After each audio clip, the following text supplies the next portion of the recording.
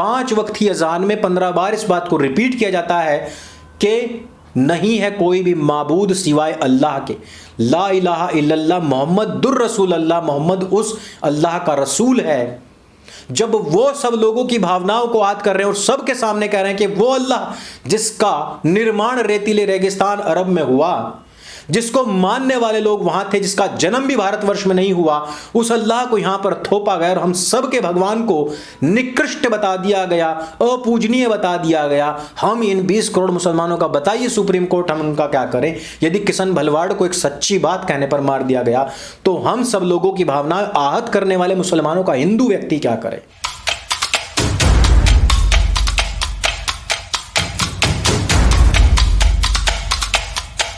नमस्ते दोस्तों, आप सबका एक बार फिर से स्वागत है आपके अपने YouTube चैनल सत्य सनातन में। आज हम बात करने वाले हैं विकास पाठक यानी कि हिंदुस्तानी भाऊ की गिरफ्तारी के विषय में। आपने सुना ही होगा कि खान सर ने भी कुछ स्टूडेंट्स को सपोर्ट किया था, उसके एवज में उसके खिलाफ FIR तो हुई लेकिन वो गिरफ्तार नहीं हुआ। वो अभी तक भी दुबका फिर रहा है। लेकिन हिंदुस्तानी भाऊ के घर पर जिस समय पर पुलिस पहुंची, उन्होंने सीधी गिरफ्तारी दी और उन्होंने अपने वीडियो में स्पष्ट कहा था कि वो छात्रों के लिए सपोर्ट तो क्या अपनी जान भी दे सकते हैं। अब आपको खुद सोचना चाहिए कि जो आपके नाम मात्र के टीचर बने हुए हैं वो आपके लिए क्या दे सकते हैं। गिरफ्तारी तक नहीं दे पाने वाले लोग आपको कितना सपोर्ट कर सकते हैं। आपके लिए केस क्या जान हाजिर है भाऊ की यार, केस से क्या होता है? सुना है कि खान सर कहीं पर दुबक करके बैठे हुए हैं और उन्होंने वहीं से वीडियो बनाना शुरू कर दिया और वो कह रहे हैं कि हम छात्रों से ये अपील करते हैं, वो अपील करते हैं। इन दोनों मैटर्स का फर्क समझिए, दोनों के द्वारा की हुई सपोर्ट को समझिए और दोनों के द्वारा जो सपोर्टेड स्टूडेंट्स थे उन्होंने क्या क्या अपराध किए उसको जरा समझिए। लेकिन उससे पहले मैं आपको एक सूचना दे दूं कि आपने कहा था कि P.N. ओक साहब की किताबें कब तक आएंगी, तो सनातन हाट पर P.N. ओक साहब की किताबें आ चुकी हैं और ये जो आपकी प्राउड टू बी सनातनी टी शर्ट है ये जल्द ही समाप्त होने वाली है। तो जिन लोगों को भी ऑर्डर करनी है वो कर सकते हैं। साथ ही एक अपील, एक निवेदन है मेरा, जब तक ऑर्डर नहीं पहुंचता प्लीज फोन अटेंड कर लीजिए।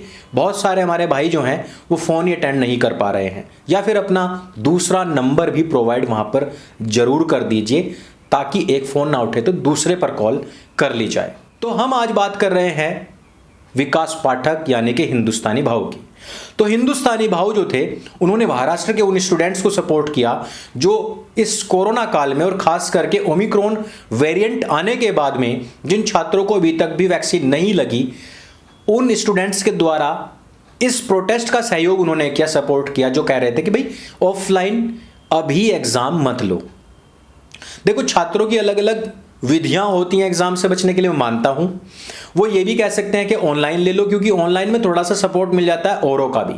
लेकिन मैं ये भी कहना चाहता हूं कि ऐसे स्टूडेंट्स जो नकल से या किसी छद्म तरीके से पास होते हैं उनको आगामी भविष्य में कभी भी मार खानी पड़ सकती है, नौकरी तो कम से कम उनको नहीं मिलेगी। और ऐसे ही छात्र अक्सर कर बेरोजगारी का रोना भी रोते हैं।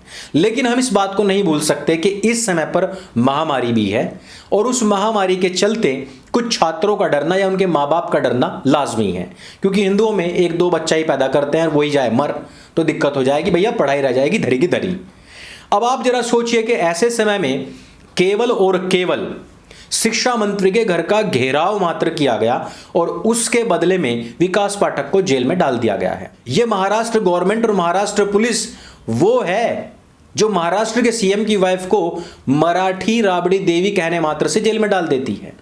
यह वो महाराष्ट्र की पुलिस है जो प्रति महीने 100 करोड़ रुपए की उगाही करती है। यह वो महाराष्ट्र की पुलिस है जिसने अभी तक भी पालघर के संतों की हत्या का कोई न्याय नहीं दिलाया और आए दिन हिंदुओं का वहां पर अपमान होता रहा है। ये वो महाराष्ट्र की सरकार है जिसने कि हिंदुओं के सबसे बड़े कातिल टीपू सुल्तान के नाम से संस्थाओं का नामकरण करना शुरू कर दिया है। ये वो महाराष्ट्र की सरकार है जिसने कि हिंदुओं के नाम पर सबसे बड़ा धोखा महाराष्ट्र के अंदर किया है। और भी बहुत सारी घटनाएं हैं, मैं सबको यहां पर क्या ही एक्सप्लेन करूं कि जितना कहूं उतना कम है कि हिंदुओं के साथ में सबसे बड़ा द्रोह यदि किसी ने पार्टी के नाम पर राजनीति में किया है तो वो शिवसेना ही है और इसने विकास पाठक को उठा करके जेल में डाल दिया है। मात्र घेराव करने के नाम पर उनके ऊपर कितनी सारी धाराएं थोपी गई आप समझ सकते हैं। लेकिन विडंबना यह है कि क्योंकि वो विकास पाठक है, हिंदू है, सरनेम पर नहीं जाऊंगा, लेकिन कोई आउटरीच नहीं है। आपको यह भी पता होगा कि जिस समय पर खान सर के नाम पर केवल और केवल पर्चा फटा था एफआईआर का, उस समय पर यह कहने वाले लोगों की लाइनें लग गई थी जो कहते थे कि मुसलमान है उसके नाम पर अब तो एफआईआर फटेगी ही, मुसलमान है इसलिए फंसाया जा रहा है, मुसलमान है इसलिए वोट बैंक की राजनीति उत्तर प्रदेश में होगी, अब देखना किसी खान को गिरफ्तार किया जाएगा, उसके नाम पर एफआईआर फटेगी और उत्तर प्रदेश के अंदर ध्रुवीकरण होगा हिंदुओं की वोटों का। कितने लोग नहीं आए थे सामने, आज कोई आया क्या? किसी ने कहा क्या सपोर्ट करने वाले व्यक्तियों को गिरफ्तार नहीं करना चाहिए? दोनों मैटर्स को समझिए। खान सर के द्वारा जितने भी स्टूडेंट्स सपोर्टेड थे उन्होंने क्या किया था? सरकारी संपत्ति में आग लगाई, लोगों के आवागमन में रुकावट पैदा हुई, सरकारी संपत्ति को नुकसान पहुंचाएंगे यदि कोई स्टूडेंट्स, क्या आप उनसे उम्मीद कर सकते हैं कि कल जब वो सिस्टम का हिस्सा बनेंगे तो क्या वो किसी के साथ में न्याय करेंगे? क्या वो लोग उस समय पर आक्रोशित नहीं होंगे? क्या वो अपने कलीग्स के साथ में इस तरीके का व्यवहार नहीं करेंगे? यानी कि हिंसक प्रवृत्ति के लोग यदि सिस्टम में घुसे तो वो वहां पर भी हिंसा ही फैलाएंगे और उन सब लोगों को प्रवोक करने वाला खान सर पीठ दिखा करके भाग गया और कहीं छिप करके बैठ गया। दूसरी बड़ी बात, भाऊ ने ऐसा नहीं किया। भाऊ ने सीधे गिरफ्तारी दी, सीधे और स्पष्ट अपने वीडियो में कहा जान हाजिर है, सपोर्ट तो छोड़िए, जान हाजिर है, गिरफ्तारी दे दी। और दूसरी तरफ एक भगोड़ा व्यक्ति। दोनों के फर्क को समझिए और दोनों के नाम पर होने वाले आउटरीच को समझिए और समझिए कि मुसलमानों को फालतू में इस देश के अंदर कितना ज्यादा महिमा मंडित किया गया था, कितना ज्यादा आज भी लाचार और मजबूर बताकर के उनका सपोर्ट किया जाता है और कितना ज्यादा उनका तुष्टीकरण होता है, और वो फिर भी डरी हुई कौम है। आप जरा सोचिए कि दिल्ली के अंदर बैठी हुई संस्था जिसने कि पुष्पेंद्र कुलश्रेष्ठ, RSN सिंह, राहुल आर्य, अंकुर आर्य के नाम की लिस्ट बनाई, जिन्होंने खड़े होकर खुद कहा कि नबी के नाम पर हमारा खून बहाने के लिए हम लोग तैयार हैं, जिन्होंने हमारे नाम पर सीधे सीधे सुपारी निकाल दी, उस व्यक्ति के द्वारा ही गुजरात के अंदर किशन भलवाड़ की हत्या करवाई गई है। दिल्ली की पुलिस मजबूर उस व्यक्ति के सामने बैठी रही। वीडियो आ चुके हैं और सारे के सारे वीडियो पिन कमेंट में टेलीग्राम ग्रुप पर मैं दूंगा। उसको आज जाकर के गुजरात ATS ने गिरफ्तार किया है क्योंकि किशन भलवाड़ की हत्या में उस व्यक्ति का हाथ है। जिस व्यक्ति ने किशन भलवाड़ को मरवा दिया, आज से तकरीबन 1-1.5 साल पहले उसने हम सब लोगों के नाम की लिस्ट बना करके रखी हुई थी। सौभाग्य है कि अभी तक बचे हुए हैं। जिस दिन भी एक बार भी दुर्भाग्यवश उनके हाथ में चीज आ गई, उस दिन हम भी किशन भलवाड़ बन जाएंगे। लेकिन हम लोगों के लिए किसी का कोई भी दिल में से कोई जागृति नहीं, किसी का कोई सपोर्ट नहीं, किसी की कोई मुहिम नहीं, सरकार की तरफ से किसी को भी कोई सिक्योरिटी नहीं। और उसकी वजह क्या है? इस फतवे की वजह सिर्फ इतनी है क्योंकि हमने कहा कि ईश्वर परमेश्वर सर्वश्रेष्ठ है और ये जितना भी इनका अरेबिक ये रेतीला कल्ट है ये हिंदुस्तान पर थोपा गया है। जबरदस्ती यहां पर उसको धर्म बनाने की कोशिश और कवायद सरकारी तौर पर भी जारी है। मोहम्मद ने कब कहा कि वही अल्लाह है? हालांकि है, लेकिन उसने कभी नहीं कहा, उसने कहा कि मैं मैसेंजर हूं। जीसस ने कहा कि वो सन है, लेकिन कृष्ण ने कहा मैं ही भगवान हूं। इससे मुसलमानों की भावना आत हो गई और किशन भलवाड़ की हत्या कर दी। सच बोलने पर, उस सच को बोलने पर जो कि मुसलमानों में खुद एक्सेप्टेड है, उस सच को बोलने पर उसकी हत्या कर दी गई। इन 20 करोड़ मुसलमानों का हम क्या करें? हिंदू क्या करे? कोर्ट क्या करे? पुलिस क्या करे? सेना क्या करे? गृह मंत्रालय और प्रधानमंत्री क्या करे? जो इस देश के अंदर पिछले 800 साल से हिंदुओं की भावनाओं को आहत करते हुए कह रहे हैं नहीं है कोई भी माबूद सिवाय अल्लाह के, न महादेव, न राम, न विष्णु, न ब्रह्मा, न कृष्ण, न दुर्गा, न पार्वती, न गणेश, कोई भी नहीं, हनुमान, भैरव, कोई भी नहीं है। अजान में 5 वक्त की अजान में 15 बार इस बात को रिपीट किया जाता है कि नहीं है कोई भी माबूद सिवाय अल्लाह के, ला इलाहा इल्लल्लाह मोहम्मदुर रसूल अल्लाह, मोहम्मद उस अल्लाह का रसूल है।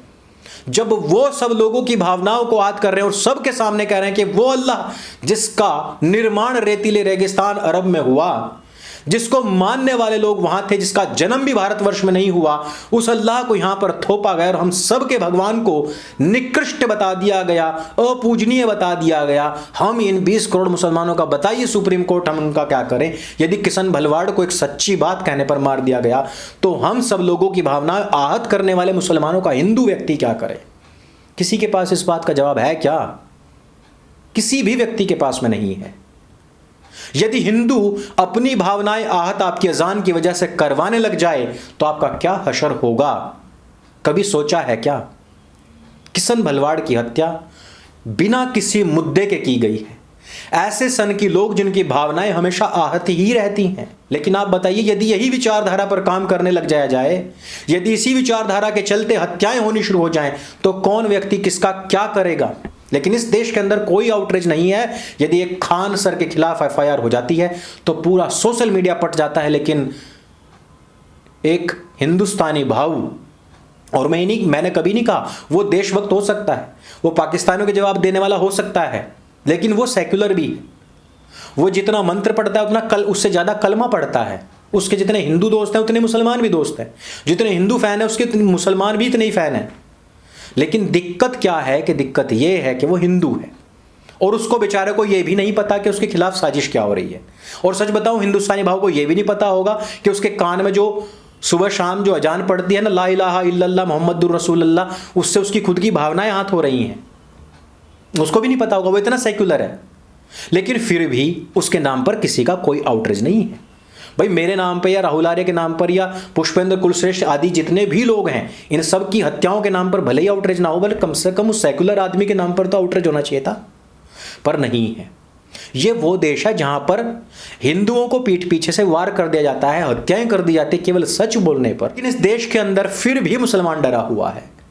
इस देश के अंदर राजनयिक बनने वाले, राजदूत बनने वाले, उपराष्ट्रपति बनने वाले, 10-10 साल तक बनने वाले व्यक्ति को आज भी इस देश के अंदर डर लगता है। इस देश के अंदर सबसे ज्यादा भूमि यदि किसी संस्थान के पास में, वो वक्फ बोर्ड के नाम पर है, लेकिन इन लोगों को फिर भी डर लगता है। इन लोगों को अल्पसंख्यकों के नाम पर दिए जाने वाले कोटे में सबसे ज्यादा पैसा मिलता है, सुविधाएं मिलती हैं, लेकिन सबसे ज्यादा डरा हुआ कौन है? यही मुसलमान है। जो एक फिल्म देखी होगी आपने, शौर्य, के मैनन उसमें बहुत अच्छी बात कहता है कि इनका कर्ज चुकाते चुकाते हम खाक हो जाएंगे, लेकिन इनका कर्ज कभी भी चुकेगा नहीं, इनके एहसान कभी भी उतरेंगे नहीं। इनका खतना होने से 2 बूंद जमीन पर गिरे हुए खून को ये कह देते हैं कि हमारा भी खून शामिल है इस मिट्टी में। सच्चाई और इतिहास की बातें बहुत लंबी हैं, लेकिन आज मुझे दुख इस बात का है कि एक ऐसा व्यक्ति कि जिसने छात्रों को सपोर्ट किया उसको जेल में डाल दिया गया, लेकिन दूसरा ऐसा व्यक्ति जिसने छात्रों को हिंसक बना दिया, क्रूर बना दिया, अपने ही देश की संपत्ति को जलाने के लिए मजबूर कर दिया, उस व्यक्ति को सपोर्ट करने वाले लोगों की यहां पर पूरी लाइन लगी हुई है। सब गैर मुसलमानों को, इन सब हिंदुस्तानियों को और इन सब हिंदुस्तानी भावुओं को कौन जहन्नम में सड़ाएगा? वो अल्लाह जिसका हिंदुस्तान से कोई वास्ता मतलब नहीं। और इस बारे में किसने बताया? वो मोहम्मद जिसका इस हिंदुस्तान में जन्म भी नहीं हुआ। इस हिंदुस्तान के अंदर पैदा होने वाले महापुरुषों का अपमान हो सकता है, लेकिन अरब से इंपोर्टेड और थोपे हुए एक क्रूर तथाकथित नबी के ऊपर यदि आपने बोल दिया तो आपकी हत्या हो जाएगी। कोर्ट आज इन सब चीज़ों का भी जवाब दे।